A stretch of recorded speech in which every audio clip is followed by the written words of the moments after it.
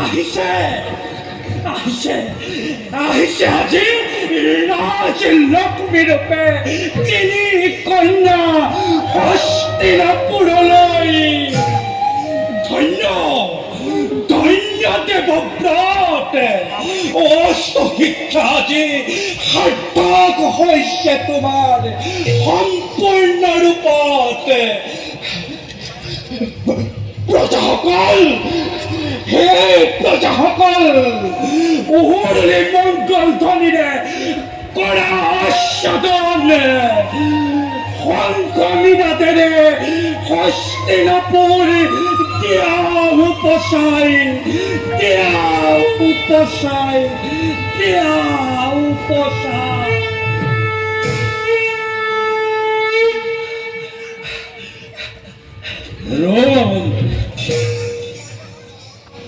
ভগৱান পৰশুৰাম, প্ৰণাম শিৰচৰণে। কিয় আজি আপোনাক দেখিছো চিন্তান্বিত? মন মোৰ অতিকে অস্থিৰ, সেই হেতু সাধনা ভংগ কৰি উপস্থিত হলো আহি হস্তিনাপুৰে।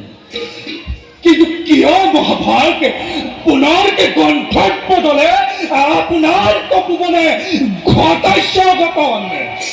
হোৱা নাই বিঘিনি তেনেধৰণৰ, চিত্ৰাংগনৰ প্ৰাণদান ব্যৰ্থ হোৱা নাই।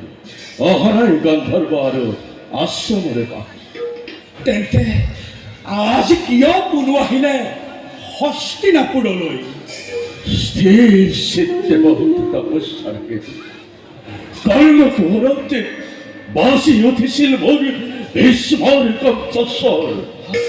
ভীষ্মই যেন শিয়ৰি উঠিছে, নাৰী মোক মুক্তি দিয়া, আজি মোক মুক্তি দিয়া। নাৰী, তাকো ভীষ্মৰ জীৱনে?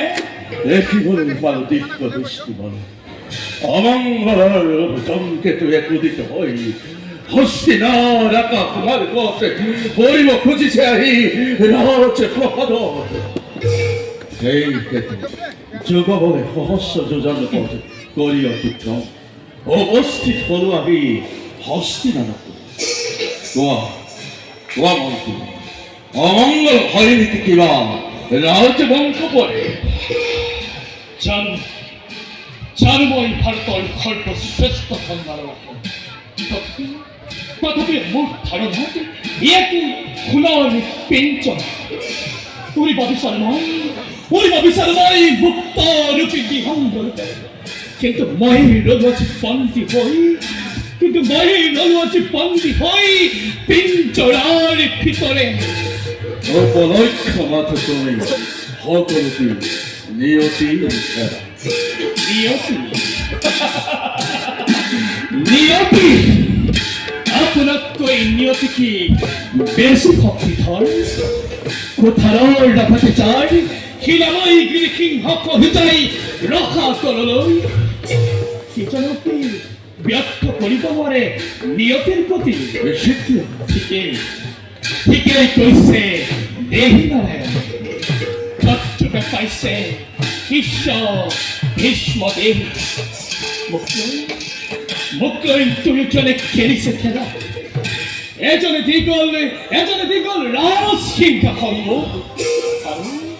আৰু আনজনে তিনি কন্যা মোৰ বাবে কৰিলে হৰণ। তিনি কন্যা কৰিলে হৰণ? সঁচা কথা, মিছা নহয় কথা।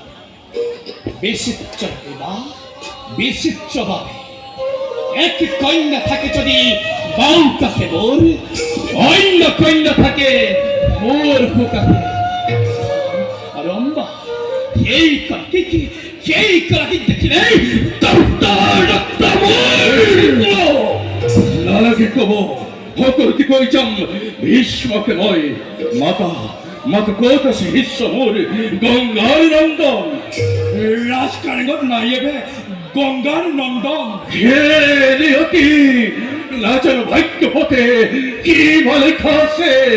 তাৰ অৰ্থ মহৰ্ষি সমুদ্ৰ মন্থনৰ মহাদেৱে ধাৰণ কৰিছিল নিজৰ কণ্ঠতে। মহৰ্ষি সেই হেতু নীলকণ্ঠ তেওঁ ভীষ্মও হ'ব লাগিব নীলকণ্ঠ। মহৰ্ষি জীৱন সমুদ্ৰত ভীষ্মই বেগ পান কৰিব লাগিব বেগত। মহৰ্ষি আজন্ম ব্ৰহ্মচাৰী কামজয় অমিত পুৰুষ গংগাৰ নন্দন ভীষ্ম অকল মোৰেই নহয়, শিষ্য মোৰ এই পৃথিৱীৰ গৌৰৱ। চিৰদিন শিৰিচিতে দি আছো আশীৰ্বাদ, আজি দি যাম পুনৰ মহৰ্ষি মনত ৰাখিবা। জ্বলি উঠে দাবানল নাৰীৰ চক্ষু তলে, ভীষ্মই যেন হয় অম্বাৰ চক্ষু জল। মহৰ্ষি তথাস্তু। মহৰ্ষি কিবা যেন কৈ গ'ল দেহি নাৰায়ণে। ভগৱানৰ অংশে অৱতাৰ ৰহস্যময় বুজিছো। মোৰেই ফুলৰ বাবে নিজ ভাগ্যক বলি দিয়া দাদা দেৱব্ৰত এইবাৰ মোৰেই হেতু মহাদেৱপূৰ্বে কণ্ঠে কৰিব বিজ্ঞান। ৰাজন তুমি চক্ৰত চেষ্টাৰ দেই পৰি যাব। বুকু ফাটি হ'ব চিৰাচিৰ।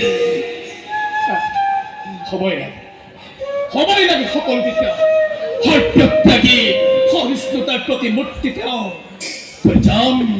কৰি যাম মই তেওঁকে স্নেহ অত্যাচাৰ। তাই যে ৰাক্ষসী চাইছে তেওঁক কৰ্তব্য দৃষ্টিৰে। আজি মোৰ আনন্দৰ দিন।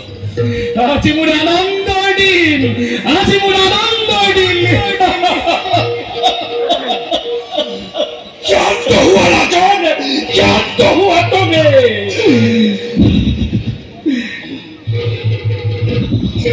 প্ৰণাম মন্ত্ৰীবৰ। সিজনাৰ মই বিচাৰো সাক্ষাৎ। নাই নেকি তেওঁ এই স্থানতো? ৰাজকন্যা তুমি অময় নৰৰূপী মানৱ দেৱতা বীৰ চূড়ামণি ত্ৰিভুৱন বিজয়ী, যিজনে মোক হাতত ধৰি সবাংগে ৰথত তুলিছিল, সিজনাক এবাৰ সাক্ষাৎ কৰিব বিচাৰো। ক'ত আছে তেওঁ? অনন্ততে আত্মহাৰা হৈ গৈছে তেওঁ। মোৰ বিবাহৰ নিমন্ত্ৰণৰ হেতু ৰাজন্যবৰ্গ। আচৰিত, নিজেই গৈছে তেওঁ বিবাহৰ নিমন্ত্ৰণৰ হেতু। আচৰিত নহয়, অতি সত্য ৰাজপালা। তুমি অপেক্ষা কৰা, মই আহিলো। সকলোৱে অম্বাক আজি ঘৃণাৰ চকুৰে চাইছে। কুমাৰ দেৱব্ৰত নোহোৱা হলে ভীষ্মদেৱ তুমি এই ৰাজসভাৰ মাজতে মোৰ দেশৰ সকলো দিশ পৰীক্ষণ কৰি ললোহেঁতেন তোমাৰ ওপৰত ভীষণ প্ৰতিশোধ। তুমি নিষ্ঠুৰ দয়াল, তুমি বন্ধ ব্ৰহ্মচাৰী। ব্যৰ্থ কৰি মোৰ জীৱন সোণালী সপোন জীৱনৰে পুৱাই আনিলা তুমি অমানিশা ৰজনী। আনৰ বাপটা মই, কিন্তু তুমি মোক কৰিলা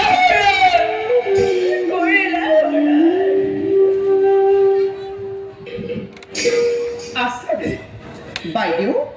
কি কৰিছ তই ইয়াত অকলে অকলে?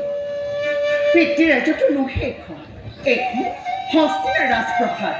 স্বামী ৰাজ্যটো নহয় এইখন স্বামী ৰাজ্য মোৰ। কিন্তু কিয় তয়ো যে বিয়াৰ কন্যা বোধ হৈ গৈছে পাহৰি। শুন, সাজি কাচি ভগ্নী অম্বালিকা বহি আছে ৰাজমাতাৰ পাশে। কালি পাছে পৰহিলে বিয়া হ'ব তিনিওজনীৰে। নাই মোৰ বিয়া নহয় কৰা।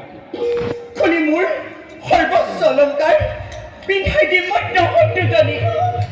তথাপি মানি ল'ব নোৱাৰি এনে পৰিহাস নহয় আৰু কি অম্বিকা।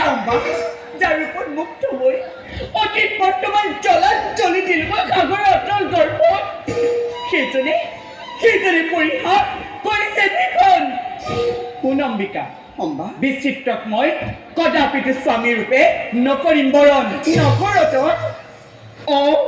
বুজি পাইছো মনোভাৱটোৰ হাতে মেলি বিচাৰিছো আকাশী চন্দ্ৰমা নহয় পচন্দ তোৰ মাটিৰ মানুহ মাটিৰ মানুহকে ভাল কৰিছিলো কিন্তু নিদিলে পাবলৈ নাম আকাশী চন্দ্ৰমাই শান্ত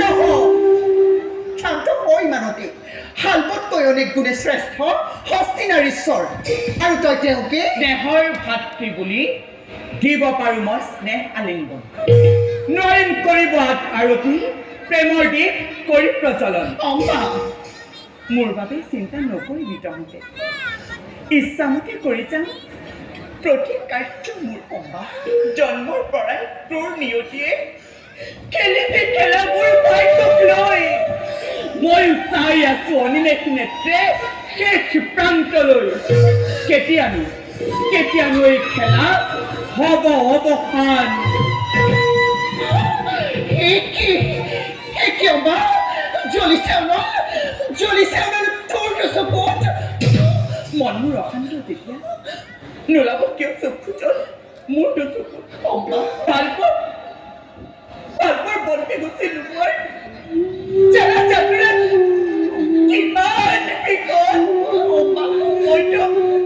মইতো নোৱাৰিম বুজাব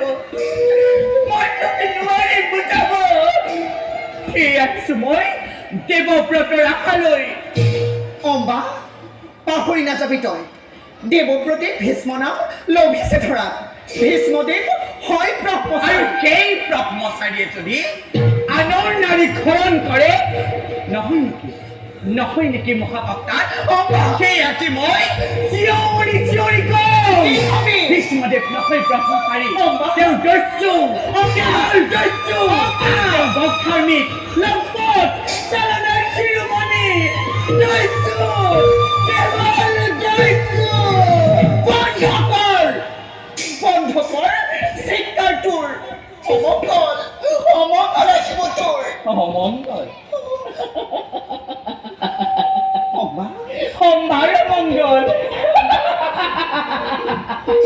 আহক শ্ৰীমানে আহক অম্বাৰ মংগল স্বৰ্গতে আহি পৰক মোৰ বুঢ়ৰ ওপৰত প্ৰলয় কিম্বা মৃত্যু ভয় নাই অলপো হাঁহি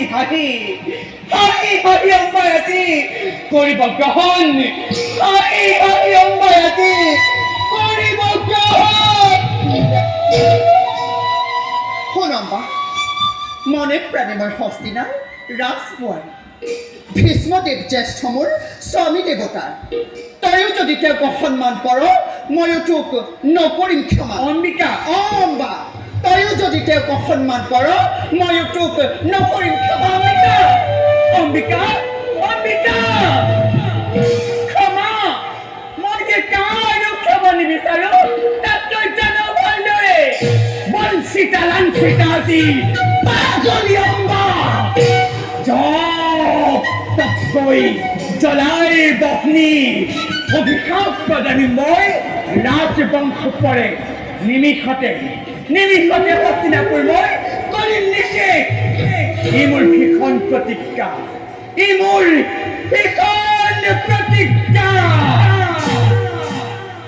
ৰাজকুমাৰী দিয়া বিহাম সেই পাতিবই কৰিম গ্ৰহণ নৰদেৱতা ভীষ্মদেৱ মিছা কথা ৰাজকুমাৰী মইতো মানুহ মই তোমাৰ নিচিনা নহয় মই মানৱ দেৱতা আৰু জন্ম ব্ৰহ্মচাৰী ব্ৰহ্মচাৰী সঁচাই যদি তুমি ব্ৰহ্মচাৰী হোৱা তেন্তে কিয় তুমি মোক প্ৰতাৰণা কৰিলা দেখোন প্ৰতাৰণা কৰা নাই বীৰৰ ভৰসা দি কৰিছিলো গ্ৰহণ সভাকে ভাতৃবোৰ বিচিত্ৰ বাবে কিন্তু ভীষ্ম গলা নে পাহৰি তুমি মোক হাতত ধৰি তুলিছিলা ৰথে জ্যেষ্ঠ ভাইয়ে নিসংকোচে হাতত ধৰিব পাৰে কনিষ্ঠ অশাস্ত্ৰ কৰিব মই কৰামেই ভাৰতৰ শ্ৰেষ্ঠ ৰজা ৰাজকুমাৰ বিচিত্ৰ হস্তিনাৰ অধিপতি তোমালোকৰ স্বামী হ'ব নহয় নহয় সেইজন স্বামী মোৰ গৌৰৱান্বিত হ'ব পাৰে ভগ্নীদ্বয় মোৰ তাৰ বাবে লজ্জাবোধ কৰিছে অম্বাই ৰাজমাতা ভাতৃ বিচিত্ৰ মোৰ ভালদৰে জনা আছে তেওঁ অতি সৰল উদাৰ আৰু শিশু ফুলা নাট সেয়েহে স্নেহৰ ভাতৃ বুলি দিব পাৰোঁ মই স্নেহ আলিংগন নোৱাৰিম কৰিব মই স্বামিত্ব বৰণ অম্বা মোৰ ভুল হৈ গ'ল অম্বা জীৱনৰ প্ৰচণ্ড ভুল বাবে কৰিৰ কথা অল্পতে দক্ষ আজি কৰিবা নকৰিবা নকৰিবা চিন্তা তাৰ বাবে ভুলৰ প্ৰায়শ্চিত্ত মই কৰিম নিজেই পুনৰাই আপুনি স্বয়ম্বৰ তোমাৰ অসীম দয়াৰ বাবে দিছো ধন্যবাদ কিন্তু অম্বাৰ স্বয়ম্বৰ পুনৰ নহ'ব ধৰা অম্বা আনৰ বাপ কাকাক যিজনে হৰণ কৰিছিল সেই কাপুৰুষৰ দয়া মই নিবিচাৰো কদাপি আনৰ বাগদত্তা অম্বা কোন তোমাৰ বাগদত্তা স্বামী শালবৰাজ শালবৰাজ বিপুল দেখাবৰ বাবে নোহোৱা হ'লে তুমি উপস্থিত স্বয়ম্বৰ দিনতে তেওঁকেই বৰ মান্য মোৰ অম্বা সেই কথা কিয় আজি নকৰিলা ককা ৰাজমাতা কোৱা হ'লে এই কথা স্বয়ম্বৰৰ স্থলে নামিলেহেঁতেন তোমাক হস্তিনাপুৰলৈ শুন পুত্ৰ দেৱব্ৰত যা ক্ষমা প্ৰাৰ্থী হৈ থৈ অম্বাক কাষেৰ সদনে কিন্তু মই যে নাটামূলতী আৰু পিতৃৰ কৃপলৈ তেনে ক'লৈ যাব তুমি শালবৰাজৰ কাষে শালবৰাজ যাবা শালবৰাজৰ কাষে মোক দিয়া পঠিয়াই তুমি শালবৰাজে তোমাকে কৰে প্ৰত্যাখ্যান শালবৰাজ তোমাৰ দৰে নহয় কথা অম্বা। তেওঁ মোৰ হৃদয়ৰ ৰতন অম্বা যিজনক নৰলোকে কৰে শীৰ্ণতা তেনেজনক তুমি মোৰ সন্মুখত কৈছা প্ৰত্যেৰে বুলি আইপমণি তিৰস্কাৰী মাতা বলা বলা লৈ যাম মই তোমাকে শালবৰ বাহে নতো জানো হৈ ক্ষমা বিচাৰি মই তোমাৰো বাবে ক্ষমা বিচাৰিবি তই শালবৰ কাষে নালাগে যাব তুমি শালবৰ কাষে অম্বাক লৈ নিজে যাম মই জ্ঞান কৰি অম্বাক নিজ কন্যা ৰূপে শালান্তিত কৰি নানা বস্ত্ৰ অলংকাৰে থৈ আহিমগৈ সৌভৰাজ শালবৰ কাষে মন্ত্ৰী বৰণে বীৰ তুমি ত্ৰিভুৱন বিজয়ী তুমি কোৱাচোন শান্তনু নন্দন কিবা দৰে কি ভাবে শালবৰ কাষে তুমি কৰিবা প্ৰাৰ্থনা নিবেদন মন্ত্ৰীবৰ যাওক তেন্তে আপুনি সৌভাৰাজ্যলৈ যদিহে শালবৰী অম্বাক নকৰে গ্ৰহণ ৰাজমাতা পুনৰ আনিব ঘূৰাই মোৰ বুকুনি ৰাজমাতা কন্যাৰূপী মই তাৰে ৰাজমাতা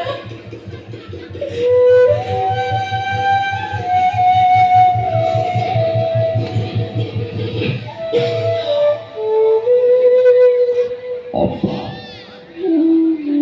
তোমাৰ প্ৰতি অবিচাৰ মই নাজানো ক্ষমিবা বিশ্ব যদিহে নপস্থন তুমি শালবৰে পাখে পুনৰ আহিব ঘূৰি হস্তিনাপুৰে ভগ্নী বুলি স্থান দিম মোৰৰ কুমাৰ দেৱব্ৰত কৰিছো কামনা শুভ হওক যাত্ৰাপথ তোমাৰ জয় মঙ্গল দেৱী স্বামী গৃহে তুমি হবে হাস্যময় লঘিব বিদায় অম্বা মই আহিলো